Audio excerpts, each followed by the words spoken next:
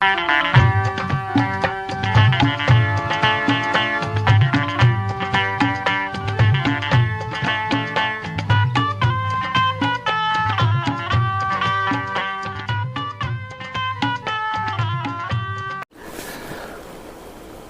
बुद्धाय। साथियों, भगवान कहते हैं अनेक सावो का सावम योवत्तं परिदह सति उपेतोदम सचेन नसो का सावम रहति।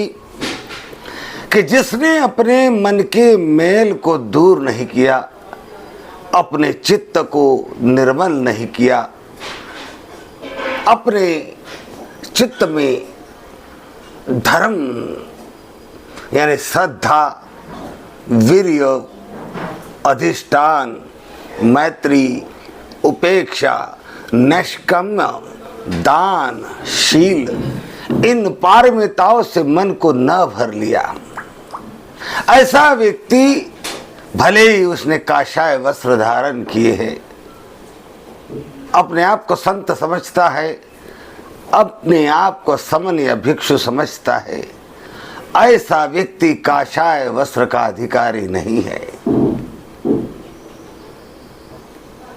तो काषाय वस्त्र पहन लेने से कोई संत नहीं बन जाता, या काषाय वस्त्र पहन लेने से कोई भिक्षु नहीं बन जाता। मन में 10 पारमिताएं होनी चाहिए, शील सदाचार होना चाहिए, मन संयमित होना चाहिए। बुद्ध के इन अनमोल वचन को ही संसार का सबसे महान तत्व ज्ञान माना गया है। और ये महान तत्व ज्ञान यानी बुद्धिज्म हमें डॉक्टर बाबा साहब अम्बेडकर ने दिया।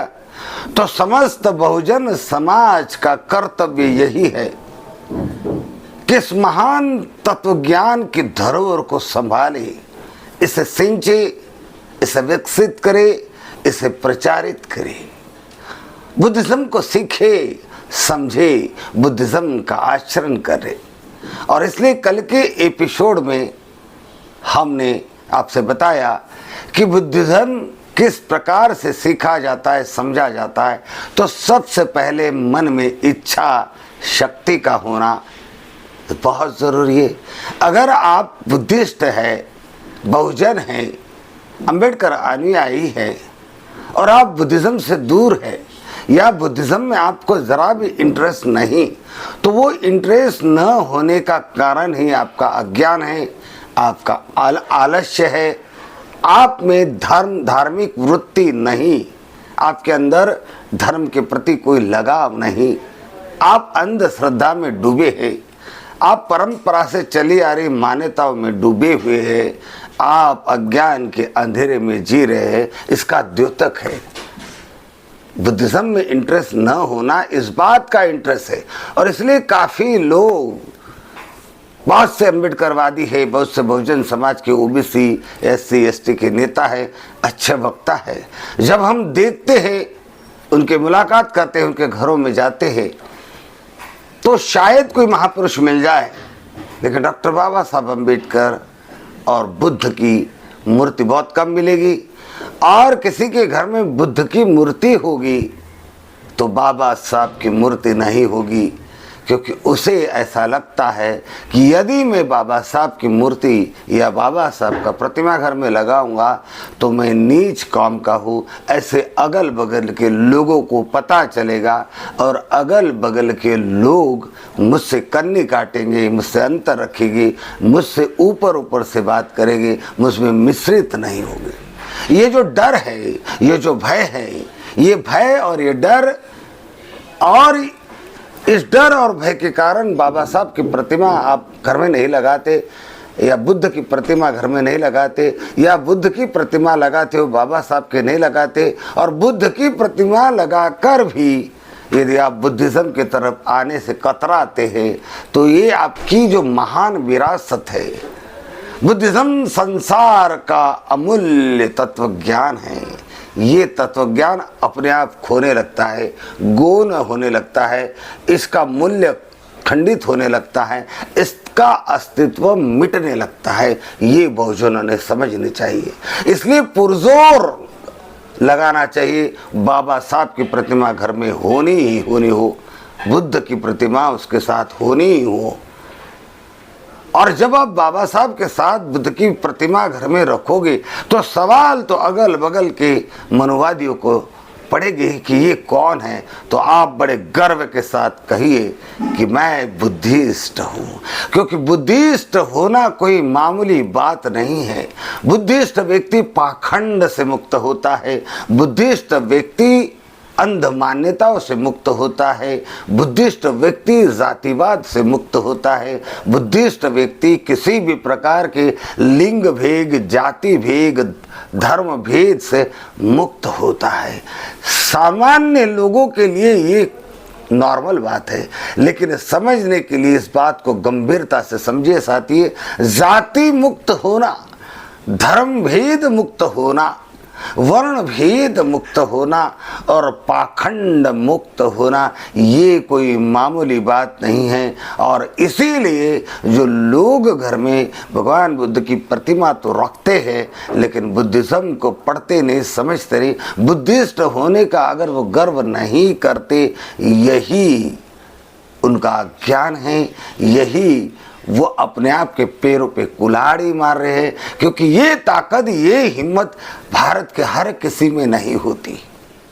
और ये हिम्मत जिनमें है पाखंड से मुक्त रहने के, ईश्वरवाद, आत्मावाद, भूत पलीत, पिशाच, ये पाखंड से मुक्त रहने की हिम्मत जिसमें है, वही तो मनुष्य है, वही तो पूर्ण मनुष्य है। क्योंकि ऐसा मनुष्य जब पाखंड को लात मारता है, अंधश्रद्धा, अंध मान्यता को लात मारता है, जातिवाद, वर्णवाद, धर्म भेद, लिंग भेद को लात मारता है, वही तो संत है, वही तो समाज सुधारक है। ऐसे लोगों की तो मिशन को जरूरत है, ऐसे लोगों की ही भारत के समाज को जरूरत है साथियों। तो बुद्धिज्म न अपनाना ये अज्ञान की निशानी है, ये जातिवाद में फंसे रहने की निशानी है, कर्मकांड में फंसे रहने की निशानी है। बुद्धिज्म न अपनाना यानी अंधविश्वास में डूबे रहने की निशानी है।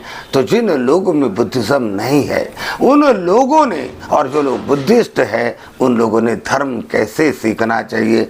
तो कल के एपिसोड में हमने बताया कि इच्छा शक्ति का होना बहुत ज़रूरी है, इच्छा शक्ति के बाद लगन का होना ज़रूरी है, बौद्ध विहारों में जाना जरूरी है, किसी आचार्य के सानिध्य में रहना सीखना, किसी भिक्षु के सानिध्य में रहना सीखना जरूरी है, और शुद्ध पठन से अपना प्रवास प्रारंभ करना चाहिए। धम्म बंधु याद रखिए, हे बहुजन समाज के लोगों, हे अम्बेडकरवादियों, याद रखिए अपनी समता समानता की नीति, अपनी श्रद्धा, अपने शील, अपनी शील सदाचार की नीति को अगर इस देश में पुरजोर लागू करना है तो सबसे पहले आपका निर्भय होना बहुत ज़रूरी है। और निर्भय होने के लिए आपको बुद्धिज़्म का अध्ययन करना बहुत ज़रूरी है। और बुद्धिज़्म के अध्ययन में सुत्त पिटक से शुरू करना बहुत ज़रूरी है। मैं बार बार सुत्त पिटक यानी गाथाओं से प्रारंभ करने का इसलिए कह रहा हूँ कि सारा का सारा धर्म गाथाओं में है, वंदनाओं में है, सुत्त पिटक में है। भगवान की वाणी ही उसमें समाई हुई है। और भगवान की वाणी जब आप पढ़ते सीख जाओगे, उच्चारण करते सीख जाओगे, कंठस्थ करने का अभ्यास करोगे, तो आप में धर्म उतरेगा। और धर्म आप में उतरने लगेगा तो आप में निर्भयता उतरेगी। आपको इस महान तत्व ज्ञान की महानता समझ में आएगी तो आपको लगेगा कि नहीं, मेरे पास जो अनमोल रत्न है, ये अनमोल रत्न मैंने सबको बांटने चाहिए, सबका कल्याण करना चाहिए। लेकिन जो लोग बुद्धिस्ट होते हुए, अम्बेडकरवादी होते हुए या बहुजन होते हुए अपने आप को जातियाँ छुपाते हैं। जाति व्यक्ति तब छुपाता है कि जब जातिवाद में विश्वास करता है। ऐसा व्यक्ति जो जातिवाद में, वर्णवाद में, पाखंड में विश्वास करता है, वो कभी सन्मार्ग पे चल नहीं सकता, उसको सन्मार्ग कभी मिल नहीं सकता। ऐसा व्यक्ति मूर्ख है। तो आप अपने समता समानता की विचारधारा को इस देश में लागू नहीं कर सकते। आप अगर निर्भय नहीं होते तो आप शील सदाचार के मार्ग को इस देश में लागू नहीं कर सकते। अगर आप निर्भय नहीं होते तो आप इस देश में समता समानता का राज्य, मानवता का राज्य कायम नहीं कर सकते। और इसलिए भगवान कहते हैं चरंचनाधि गच्छय सेयम सदी समतनो एकम चर्यम हलहम कैरा नथी बालो समागमो। यदि धर्म के मार्ग पर चल रहे हो, समता समानता शील सदाचार के मार्ग पर चलना है, कार्यकर्ता बनकर या धर्म प्रचारक बनकर अगर शील समाज सदाचार के मार्ग को प्रचारित करना है, भारत को बौद्धमय बनाने के लिए कार्य करना है, तो निर्भय होना जरूरी है। और केवल निर्भय होकर काम नहीं चलेगा। सुत्त पीठों का, गाथाओं का संगायन करना बहुत ज़रूरी है, अध्ययन करना बहुत ज़रूरी है। जब तक आप गाथाओं का संगायन नहीं करते, गाथाओं को आप पठन नहीं करते, कंठस्थ नहीं करते, उसका अभ्यास नहीं करते, धर्म आपके मन में उतरेगा नहीं, आप में धर्म के प्रति श्रद्धा निर्माण नहीं होगी और आप पाखंड से निर्भय होकर मुक्त नहीं हो सकते, जातिवाद से निर्भय होकर मुक्त नहीं हो सकते। और जब आप जातिवाद में फंसे हो, कर्मकांड में फंसे हो, गोत्रवाद में फंसे हो, तो आप गुलाम हो, मानसिक गुलाम हो, और फंसा हुआ व्यक्ति कभी मुक्त नहीं हो सकता। इसलिए भगवान कहते हैं जाति थद्दो धन थद्दो गूत थद्दो यो नरो संयंती अति मन्यति तंग पराभव तो मुतम। मनुष्य के पराभव का ये भी एक बहुत बड़ा कारण है कि वो जातिवाद में फंसा हुआ है, गोत्रवाद में फंसा हुआ है। और जो व्यक्ति जातिवाद गोत्रवाद में फंसा होता है वो मुक्ति के सारे रास्ते बंद कर देता है, वो भवचक्र से मुक्त नहीं होता। क्योंकि किसी भी बात से चिपके रहना अपने आप को बंधनों में डालना है, किसी भी सिद्धांत से चिपके रहना अपने आप को बंधनों में डालना है। और जो व्यक्ति बंधनों में फंसा है वो कैसे मुक्त हो सकता है?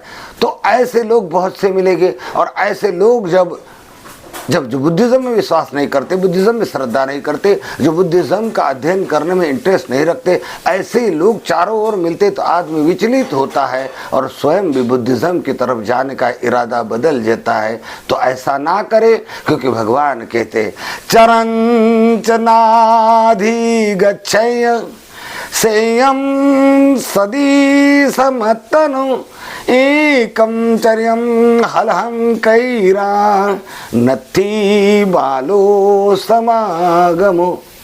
कि जब धार्मिक जीवन जी रहे हैं, बुद्धिज्म का जीवन जी रहे हैं, शील सदाचार के मार्ग पर चल रहे हैं, तो अपने से श्रेष्ठ साथी ढूंढ लीजिए। यदि अपने से श्रेष्ठ साथी नहीं मिलता तो अपने समकक्ष कोई हो, ऐसे व्यक्ति को जरूर ढूंढ लीजिए।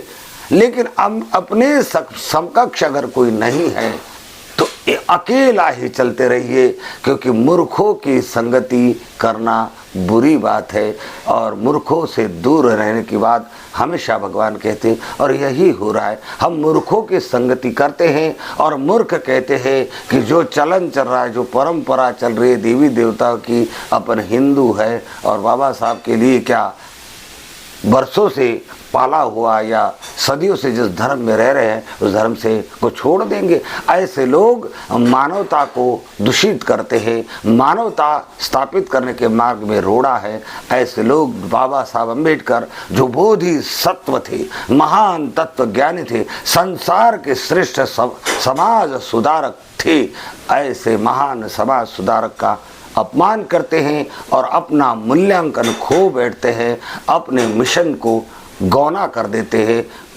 छोटा कर देते हैं और अपने आप फिर मनवाद प्रभावी होने लगता है, क्योंकि वो व्यक्ति अपने आप मनुवाद का समर्थन करता है, अपने आप मनुवाद के चक्कर में पड़ता है और मनुवादियों की बराबरी करने लगता है, और इसलिए अपना असली जीवन जीना छोड़ देता है और मनुवादी लोगों के साथ बैठना, उनके पंक्ति में रहना शुरू कर देता है। तो इससे मनुवाद और हावी होता है और प्रबल होता है, और ये मनुवाद मानवता के लिए कलंक है। ये मनुवाद सच्चे शुद्ध धार्मिक जीवन के लिए बड़ा कलंक है। ये पाखंड फैलाता है, ये भेदभाव फैलाता है, और भेदभाव किसी भी वर्ण, किसी भी धर्म, किसी भी नारी पुरुष सब के लिए बहुत बड़ा हानिकारक है। इसलिए अपने अस्तित्व के निर्माण के लिए संसार का महान तत्व ज्ञान बुद्धिज्म का बहुत अध्ययन करना होगा। कल की कड़ी में अभी हम कदम कदम आगे बढ़ेंगे। मेरे चैनल को सब्सक्राइब जरूर करें और इसे ध्यान से सुने, और अपने मित्र सगा संबंधियों को इसको फॉरवर्ड करें, लाइक करें, कमेंट करें। यदि आप मानवता की स्थापना करना चाहते हैं तो सहयोग करें। जय भीम, नमो बुद्धाय।